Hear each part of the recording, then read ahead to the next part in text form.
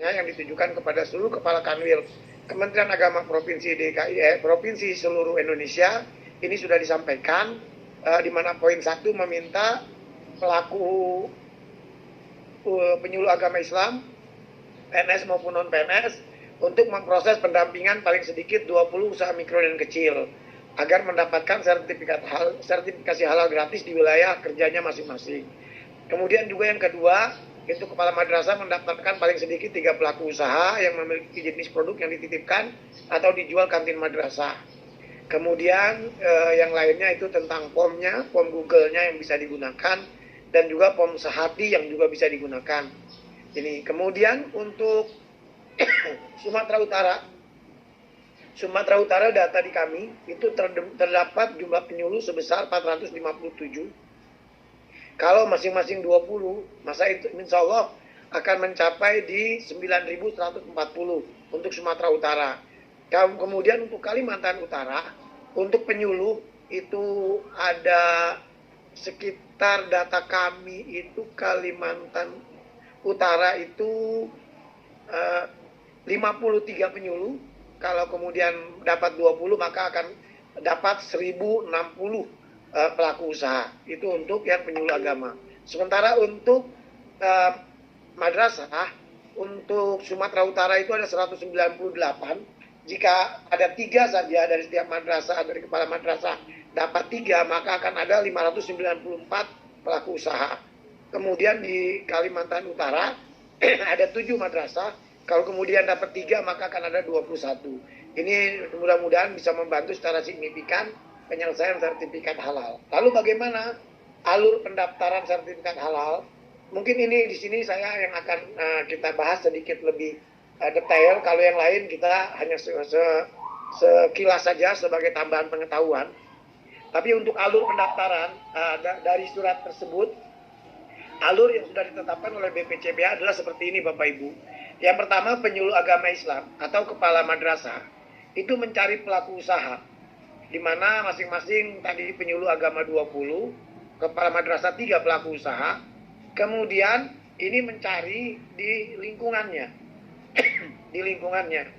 Kemudian setelah dapat, maka kemudian mengisi formulir kesiapan pendaftaran, di mana itu ada bitly formulir kesiapan pendaftarannya itu lewat Google Form.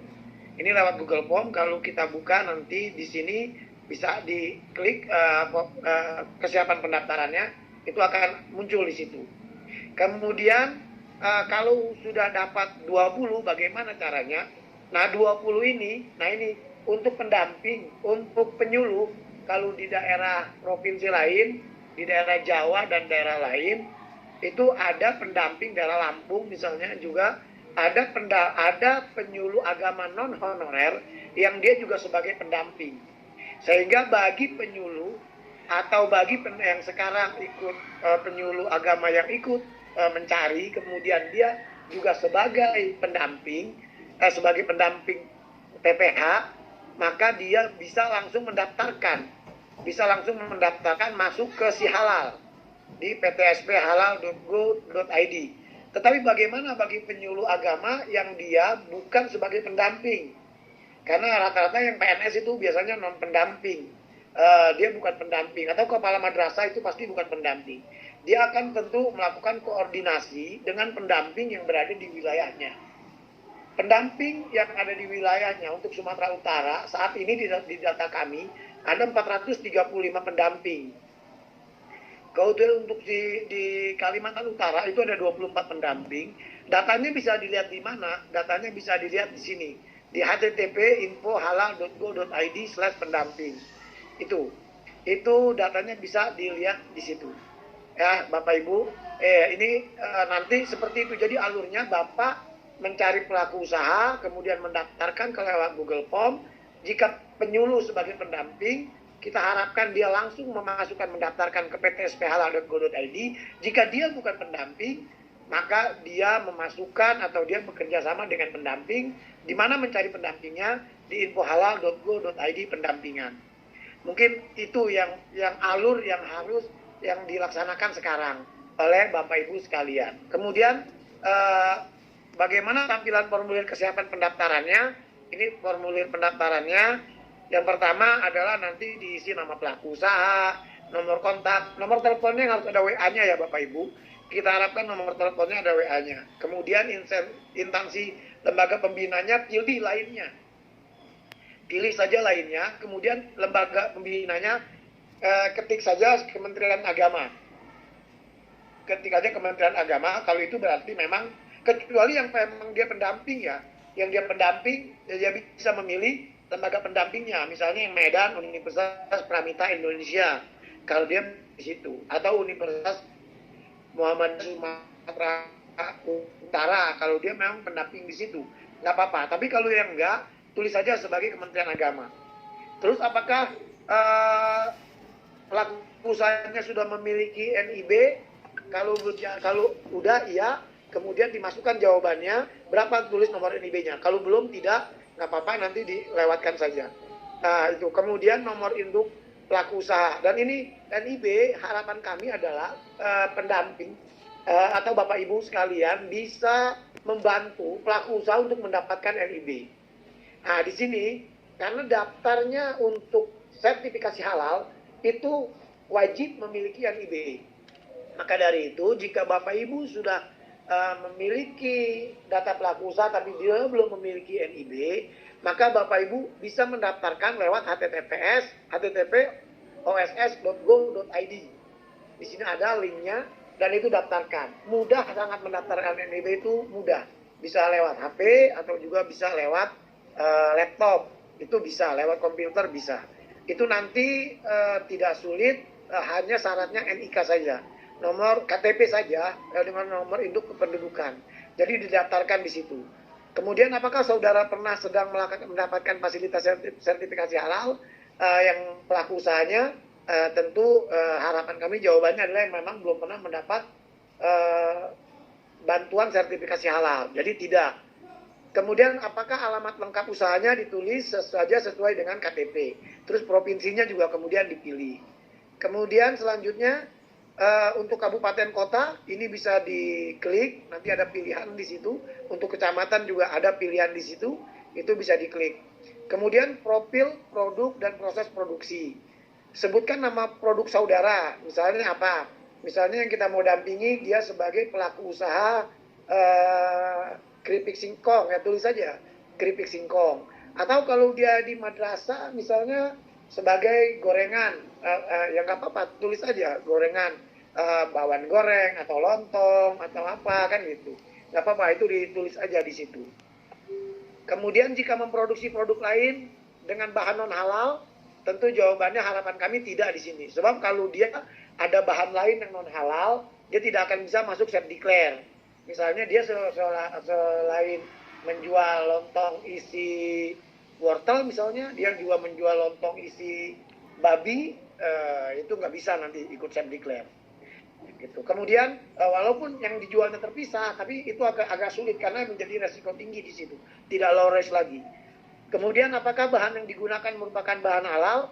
Jawabannya tentunya iya. Apa yang dimaksud dengan bahan halal? Yaitu bahan yang sudah memiliki sertifikat halal atau bahan positive list. Nah, positive list itu seperti tadi, wortel, pisang, kemudian ubi, itu adalah positive list. Dia tidak perlu bersertifikat halal karena bahan bakunya itu. Tetapi yang lainnya seperti terigu, minyak goreng, ya itu harus bersertifikat halal. Kemudian setelah itu pertanyaan berikutnya dari Google Form itu adalah apakah bahan yang digunakan merupakan bahan halal? Jawabannya tentunya iya, harapan kami iya. Kemudian menggunakan bahan berbahaya? Tentu jawab tidak. Kemudian apakah dilakukan proses pengawetan? Misalnya pendinginan, pembekuan, pemanasan. Misalnya dilakukan proses pemanasan karena ini harus digoreng atau harus dikukus, ya oke. Kalau tidak, ya tidak. Misalnya fermentasi, oh kami tidak lakukan fermentasi, jawab saja tidak. Dengan teknik radiasi, tidak, kan gitu. Itu dijawab aja, tidak. Kemudian untuk bagaimana cara produksi atau alat yang digunakan dalam produksi saudara. Dalam membuat produksinya pelaku usaha ini bagaimana? Apakah manual, semi manual, atau full mesin? Misalnya, oh enggak Pak, kata pedagangnya, kami manual. Oke, jawab manual. Lalu di mana melakukan proses produksinya? Apakah punya dapur sendiri, atau rumah, atau pabrik? Nggak di rumah saja Pak. Jawab rumah, selesai dijawab langsung disubmit, dan itu akan masuk ke data si halal kami. Itu Pak, Bapak Ibu. Jadi setelah itu disubmit akan masuk ke data si halal kami. Kemudian selanjutnya adalah, ini hanya pengetahuan aja, bahwa kenapa ini kami lakukan, karena sesuai dengan undang-undang, tahapan kewajiban bersertifikat halal itu dikenakan kepada produk yang masuk, beredar, dan diperdagangkan di wilayah Indonesia. Ini. Lalu ada alur self declare itu di pasal 4A Undang-Undang 11 tahun 2020, itu dimaksud dalam pasal 4 didasarkan atas pernyataan pelaku usaha mikro dan kecil. Itulah makanya ada program self declare. Ya, Bapak Ibu. Kemudian mohon maaf. Ya, kemudian apa saja yang bisa didaftarkan? Ya ini barang dan jasa. Tapi kita fokus di sini pada barang dahulu. Yang Bapak Ibu sekarang itu yang kita mau buatkan sertifikat itulah untuk makanan, minuman, kemudian obat, dalam hal ini jamu tradisional misalnya ada jamu, itu masih bisa didaftarkan. Jadi kita fokus kepada makanan dan minuman yang akan didaftarkan. Walaupun secara aturan itu banyak. Ada jasa penyembelihan, jasa pengolahan, penyimpanan, pengemasan, kemudian produk barang gunaan. Tapi itu nggak masuk dalam self declare. Yang masuk self declare hanya makanan dan minuman. Kemudian ini pentahapannya, makanan dan minuman itu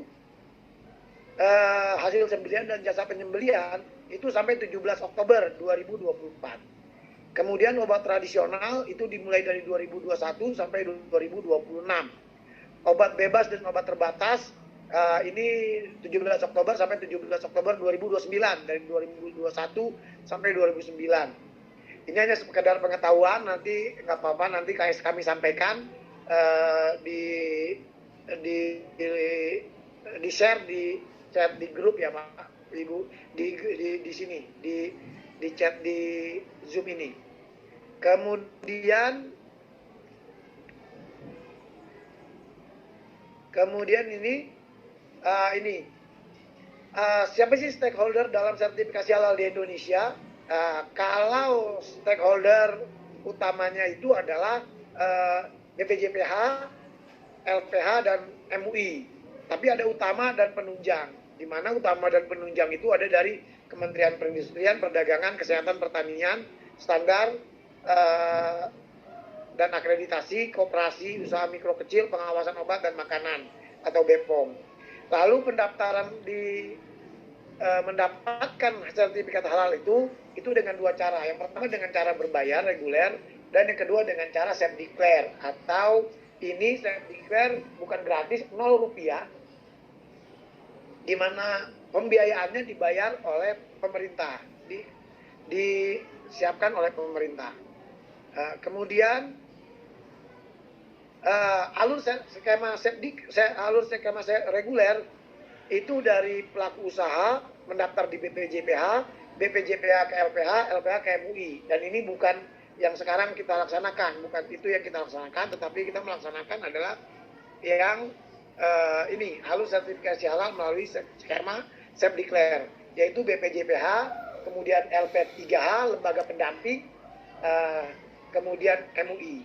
Nah, Bapak Ibu nanti bisa bekerja sama dengan pendamping-pendamping yang ada di LP3H, bagi yang bukan sebagai pendamping. Mungkin itu saja sebagai informasi yang bisa kami sampaikan. Yang lainnya ini nanti slide ini kami sampaikan ke Bapak Ibu sekalian sebagai pengetahuan, tetapi kita akan fokus kepada yang Google Form dan bagaimana cara pengisiannya. Karena yang lainnya menurut saya ini hanya pengetahuan umum. Dan yang ini yang penting, link-link terkait. Link terkait, jadi bagaimana untuk form isian self declare itu yang nomor 4 yang nanti Bapak Ibu gunakan, bit.ly form kesiapan pendaftaran. Itu yang Bapak Ibu gunakan untuk pendaftaran nanti mendata 20 pelaku usaha bagi mikro, bagi penyuluh, dan 3 pelaku usaha bagi kepala madrasah. Link nomor 4 yang kita gunakan. Mungkin itu aja yang bisa kami sampaikan.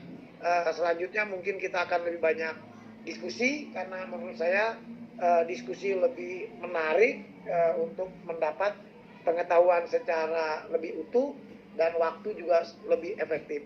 Demikian yang bisa saya sampaikan. Saya kembalikan selanjutnya ke Pak Kusnanto untuk memandu jalannya sesi tanya jawab. Demikian. Assalamualaikum warahmatullahi wabarakatuh.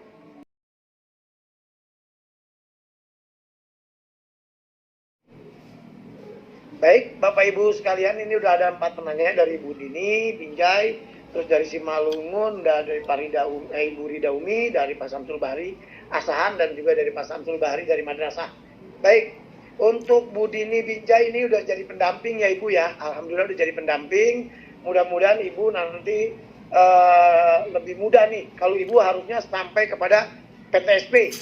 Yang udah jadi pendamping ini harusnya setelah dapat 20 bisa lanjut menjadi PTSP. Atau kalau bisa Ibu juga mencari informasi kepada teman-teman yang sudah melakukan melakukan pencarian data ini untuk nanti pendampingnya ke Ibu, itu juga bisa. Silakan aja nanti. Ini Ibu lebih enak nih karena sudah menjadi pendamping.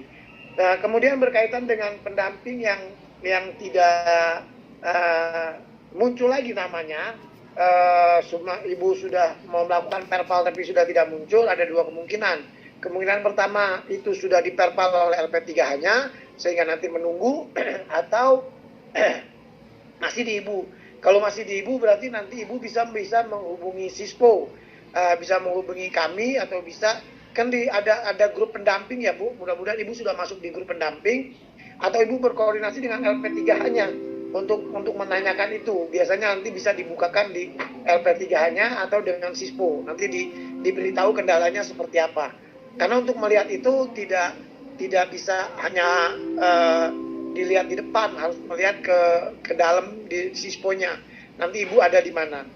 Itu Bu. Jadi Ibu bisa menghubungi LP3-nya atau Ibu bisa menghubungi pendamping, menghubungi Sispo, Sistem Informasi di BPJPH, atau Ibu bisa chat langsung ke grup pendamping. Karena Ibu sudah jadi pendamping, biasanya akan otomatis masuk di grup pendamping. Itu yang pertama dari Bu Dini. Kemudian dari Ibu Rida, untuk di PTSP nih, udah masuk PTSP Halal. Lalu ada penyelia. Baik Bapak Ibu sekalian, penyelia itu adalah orang yang bertanggung jawab atas kehalalan suatu produk. Untuk UMK, penyelia itu adalah bisa dengan si pelaku usaha itu sendiri. Misalnya pelaku usahanya namanya Pak Ahmad, ya sudah, penyelianya Pak Ahmad, gitu, nggak apa-apa. Penyelianya Pak Ahmad. Lalu bagaimana dengan sertifikat pelatihannya? Itu lewatkan saja dulu. Itu dilewatkan saja dulu. Lalu bagaimana SJPH-nya? Nah, SJPH-nya itu biasanya nanti dengan pendamping yang tahu SJPH-nya, walaupun ada POM SJPH di Si Halal, tetapi pendamping itu lebih sudah biasa membuat SJPH. Maka dari itu bagi Bapak Ibu yang belum sebagai pendamping, langkah aman dan langkah terbaiknya adalah mendapatkan pendamping itu. Lalu di mana langkah pendamping itu bisa didapatkan? Nanti di materi yang dibagikan ini akan ada, yaitu namanya di info.halal.go.id/pendamping. Di situ pendamping ada semua, daftar namanya. Untuk Kabupaten Sumatera Utara itu ada 435, namanya siapa saja, di kabupaten mana saja, di kecamatan mana saja, itu ada semua di situ. Nanti Bapak Ibu bisa menghubungi pendamping. Oh, ini ada Pak Johan pendamping ya? Ya, bisa enggak? Nih kita punya ini untuk mendampingi ini gitu, mendampingi data kami terhadap pelaku usaha yang ada di kami gitu. Itu insya Allah nanti pendamping yang akan jemput bola. Diajak komunikasi dengan pendamping. Karena memang nanti pendamping yang akan membantu untuk sampai selesai sertifikat self declare-nya. Itu Bapak Ibu. Jadi kaitan pendamping itu ada di info halal.go.id/pendamping.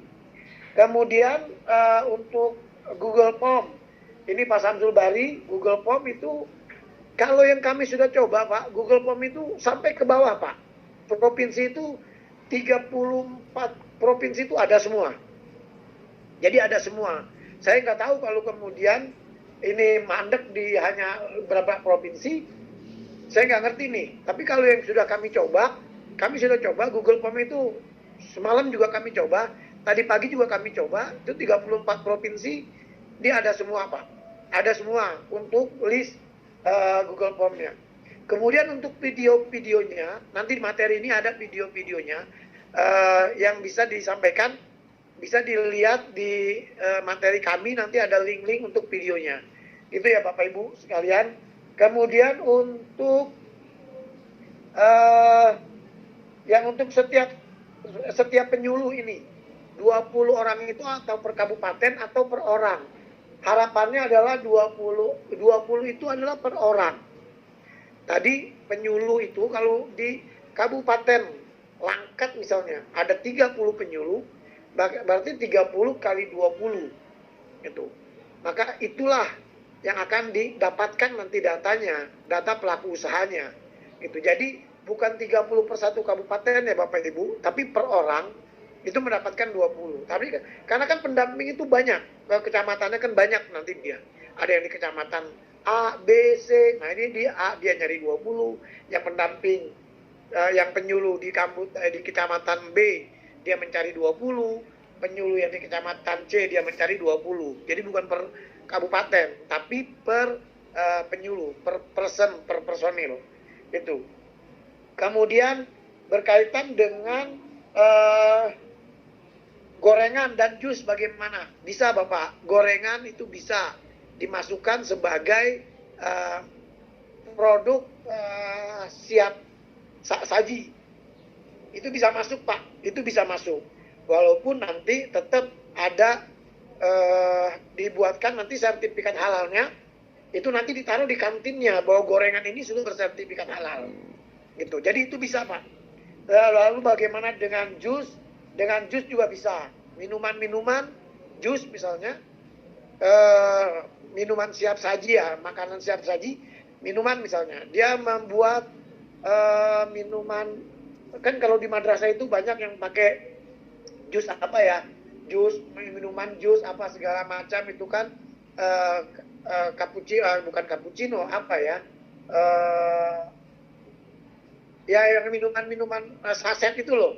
Nah itu bisa Pak, itu bisa nanti dia dimasukkan sebagai penyelia apa sebagai set declare. Lalu list pendamping ada di mana? Di list pendamping tadi yang saya bilang ada di info halal/pendamping itu. Itu kemudian kalau bakso bagaimana? Nah untuk bakso sementara memang belum bisa Pak, karena dia berbahan dasar daging dan agak sulit kita menentukan dagingnya ini dari rumah potong hewan yang sudah bersertifikat halal atau belum. Kalau dia mendapatkannya dagingnya dari rumah potong hewan yang sudah punya sertifikat halal, itu enak, bisa itu. Tapi kan agak sulit mencari rumah potong hewan yang bersertifikat halal karena belum banyak. Sehingga itu tidak bisa masuk set declare. Harus masuk sebagai reguler. Karena dia harus butuhkan proses audit. Nggak bisa menyatakan daging saya halal. Oh dari mana halalnya gitu. Kan nggak punya sertifikat itunya. Apanya namanya tempat dia beli dagingnya. Itu yang makanya belum bisa Pak. Mungkin itu yang bisa kami sampaikan. Mungkin Pak Suryo silakan dibuka lagi, atau Pak Kusnanto silakan dibuka lagi materi selanjutnya.